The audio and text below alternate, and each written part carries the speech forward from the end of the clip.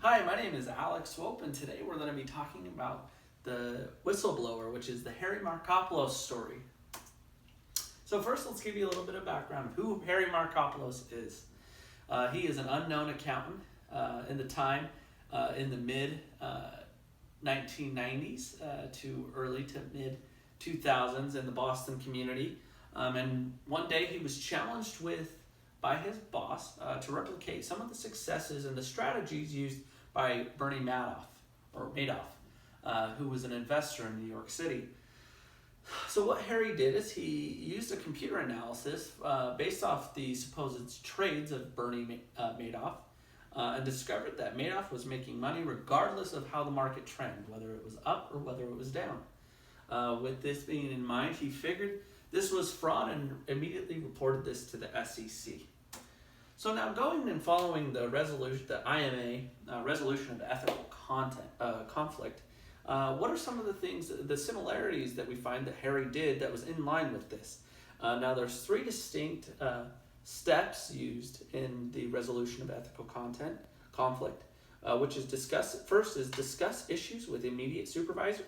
So in this case, the fraud actually occurred outside of Harry's firm, and instead found this to be a violation of law.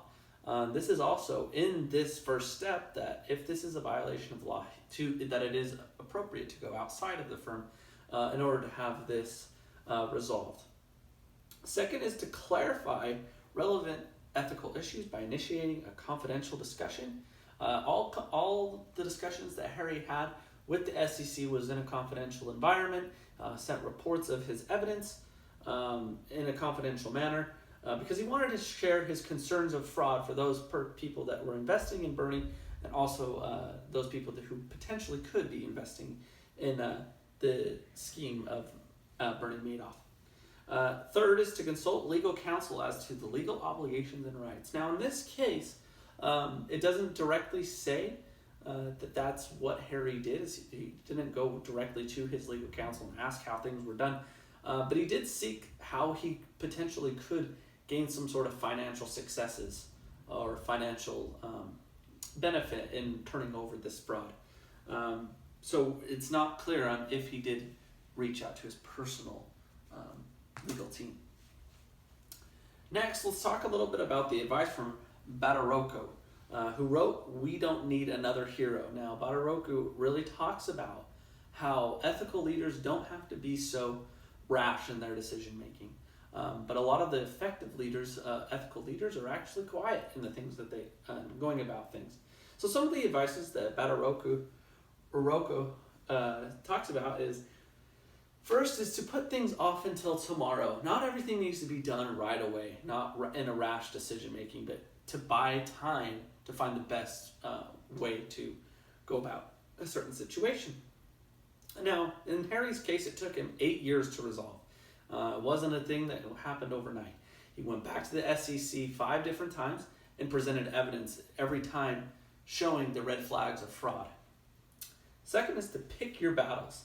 Harry didn't overload the SEC with evidence all at once, like I said before, but it was a continual process, knowing that he didn't want to do it also in successive months. Instead, Harry calculated his efforts to uncover the fraud to help the SEC in their discoveries.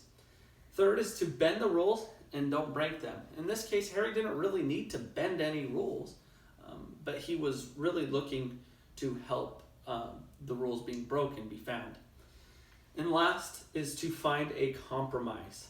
Now, Harry actually didn't uncover this fraud of Bernie Madoff, but he knew that the reality would eventually be exposed because fraudsters, their fraud will always catch up to them, and Bernie actually turned himself in because his fraud was collapsing in on him. So with that, I leave with you the whistleblower. Thank you.